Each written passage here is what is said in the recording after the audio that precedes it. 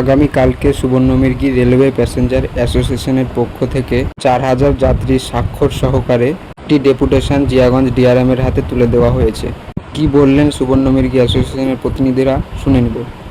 সুবর্ণমুরগি railway passengers অ্যাসোসিয়েশনের পক্ষ থেকে আজ আমরা ডিআরএম কে এটা দিলাম যে আমাদের সুবর্ণমুরগি স্টেশনে ট্রেন দাঁড়ায় না, আমাদের প্যাসেঞ্জার খুব অসুবিধা হয়, যেন 5টা ট্রেন অবশ্যই দাঁড়ায়।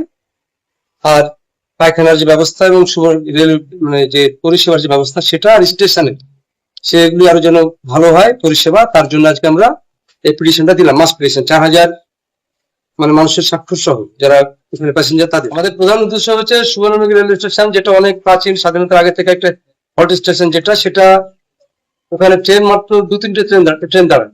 এর ফলে ওখানকার মানুষদের প্রচন্ড অসুবিধা। ওখানে অনেকগুলি স্কুল আছে, পঞ্চায়েত অফিস আছে, হাসপাতাল আছে, এগুলি থাকার পরেও ট্রেন না দাঁড়ানোর জন্য মানুষের খুবই অসুবিধা।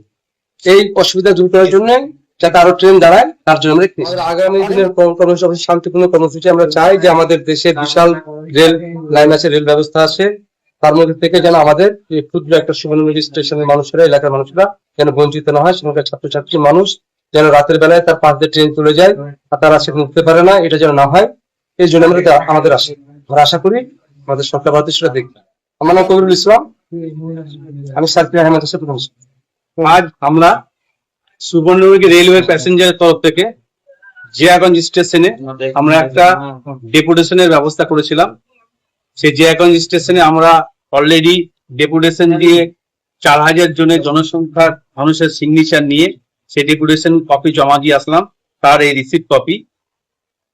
সেখানে আমরা দীর্ঘদিন ধরে আজকে সুবর্ণমুরগি রেলওয়ে স্টেশনে এত ট্রেন থাকা সত্ত্বেও আপ অ্যান্ড ডাউনে মাত্র হাতে গোনা 8 থেকে 10টা ট্রেন দাঁড়ায়।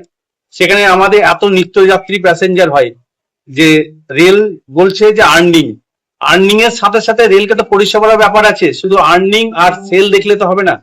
তাই আমরা চাই যে এতগুলো ট্রেনের মধ্যে থেকে আর কিছু ট্রেন আগামী এই 5টার দাবি রেখেছি, বেশি দাবি রাখিনি। এইটাতে প্যাসেঞ্জার, হসপিটালের প্যাসেঞ্জার আছে, ডেলি প্যাসেঞ্জার আছে, স্কুল টিচার আছে, হেলথ আছে এবং চিকিৎসার ব্যবস্থাটা সব থেকে বড়।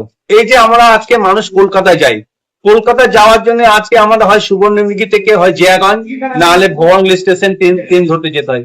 এইখানে পেশেন্টারও অবস্থা খারাপ হয়, তার টোটোতে যেতে হয়, সেখানে একটা আর্থিক ব্যবস্থা খরচও বেশি হয় এবং রাত্রিবেলায় সেই স্টেশনে নেমে এই সুবর্ণমুরগি স্টেশন 6 থেকে 7 কিলোমিটার আসতে সেখানে খুব অসুবিধাজনকও হয়।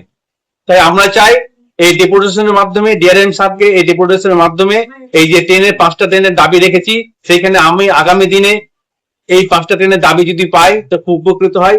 যদি ডিআরএম সাহেব মনে করে যে না এটা আমরা বিবেচনা তো অবশ্যই করবেন, যদি না পাই তাহলে আগামী দিনে আরো আমরা বৃহত্তর আন্দোলনের সুষ্ঠু ভাবে মানুষ যাতে হয়রানি না হয়, কোনো ক্ষতি না করে, সরকারি কোনো ক্ষতি না করে আমরা সুষ্ঠুভাবে এই গণতন্ত্র আন্দোলনের মাধ্যম দিয়ে এই আন্দোলন লড়ে যাব। আমার নাম হেমন্ত কুমার পাল, রেলওয়ে প্যাসেঞ্জারের সভাপতি।